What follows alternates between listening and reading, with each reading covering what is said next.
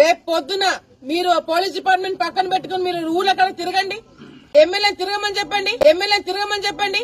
మేము మాకు ప్రొటెక్షన్ ఇస్తున్నారా? పోలీస్ డిపార్ట్మెంట్ వాళ్ళు మాకు ప్రొటెక్షన్ ఇస్తున్నారా?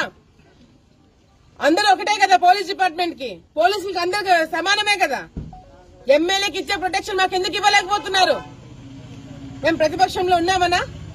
మీకు జీతాలు ఎవరిస్తున్నారు? ప్రజలు కదా.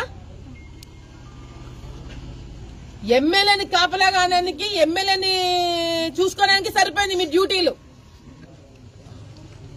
ధర్నాలు చేస్తే దిగుతారు, నిరసన తెలియజేస్తే దిగుతారు. ఇంటింటికి నా ప్రోగ్రాము, ఇంటింటికి తిరిగి ప్రజల్ని కలుసుకోవాలనుకున్న ప్రోగ్రామ్ కూడా పోలీసులు వచ్చి అరెస్ట్ చేస్తామని బెదిరిస్తున్నారంటే ఏ స్థాయికి దిగజారినారు. ఇప్పుడు నుంచి ఎమ్మెల్యే పెట్టుకున్న ప్రతి ఒక్క షెడ్యూల్ నాదే. ఏ ఊరికి తిరిగితే అదే ఊరికి నేను పోతా. ఎట్లా అడ్డుకుంటారో చూస్తాను, ఎన్ని రోజులు అడ్డుకుంటారో చూస్తాను. ఒక్క భాగ్యనగరమే అనుకుంటున్నారేమో. రేపు పొద్దున ఎమ్మెల్యే ఇంటి నుంచి బయటికి వచ్చిన ప్రతి సెకండ్ నేను ఎండబడతాను. ఆపగలుగుతారా? తట్టుకోగలుగుతారా?